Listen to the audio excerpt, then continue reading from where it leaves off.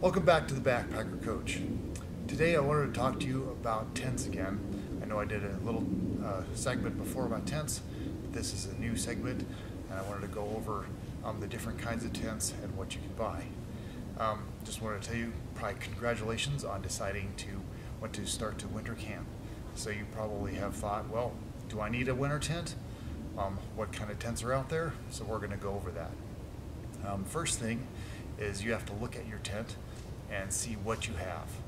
If you have a tent that has a lot of screen on the inside wall, especially low, that's not going to work. The reason why is because if you have a lot of wind, in windy conditions, the snow will come up and actually will go through the tent and it will blow right onto your face, and you'll have lots of all frozen snow all over your face and inside your tent. You don't want that, obviously, and you want to stay warm and stay dry. So you need to make sure that you have a tent that can be almost completely sealed off, at least with a very small amount of screen on the top. That could possibly work if you have an older style tent. Some of the older style tents actually have a very small screen at the top. That would work just fine. But let's just say, for instance, that you don't have a good 4-season tent, that you have a great 3-season tent that has lots of screen, it's lightweight, works perfect for you for all the other seasons, but doesn't really work for anything with extremely windy conditions with a lot of snow. So what else is out there? Well, I'll tell you what we have. We have 3 main kinds of tents that you can pick from. One is the 2-wall tent. The 2-wall tent has obviously 2 walls. You have an inner part of the tent that breathes, that lets in and out moisture, and then you have an outer wall that's usually less breathable and is more waterproof. It's the most breathable and the warmest. It's a great tent to have, but the drawback to it, most of 4-season 2-wall tents are very heavy. They usually average in the range of about 7 to 11 pounds, which is very heavy. But they are bomb-proof. Most of them are really, really nice. They will stand up under amazing, crazy winter conditions.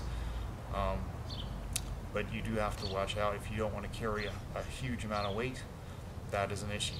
There is one tent that I have found that is 5 pounds, and that's the Big Angus 4-season tent, and that's the one I'm planning on buying as soon as I can wrangle up enough funds to do it. That is the only 4-season 2-wall tent that I can find that has a light weight. It's only 5 pounds, which is awesome. Other than that, everything else, great tents, but too heavy. I don't want to be carrying, and with the one I have now, which you've seen the other one, is at least 10 pounds. I've just decided that it's too heavy. So the next one is you have something called a 1-wall tent. This is a very unique design because instead of being more like the 2-wall tent where you have two walls, you want just 1 wall, but they have designed it so it's more breathable. It's able to breathe and still be waterproof most of the time. Now, something that I have found out, and you will want to pay attention to this, some single wall tents designed for mountaineering are not waterproof. Crazy, I know. I don't know why. But they've decided that they think that if you go up high in altitude that you're not going to get much moisture, so you don't need to have it waterproof. Well, I think most people, when they buy a tent, they usually want to have it work for all seasons. You don't have tons of money lying around where you can go and just buy tons of tents. I want to buy one tent that I'm going to use year-round. Because of this, I had a difficult time deciding on if I'd want to buy a 1-wall tent. Because of this, there's some that are waterproof, there's some that are not. Another disadvantage to a single wall tent is that they are cooler. I don't know how much colder, but I've heard that they are cooler. Obviously, they are much lighter because you have less material. The next one is also a single wall tent, but it's a completely different shape, and that is the teepee tent. The great thing about the teepee tent, you can remove the floor of the tent, and then you're able to dig a trench inside your tent, and so you can let the colder air fall down a little bit into that trench area, and then you are up on the higher level, which is nice.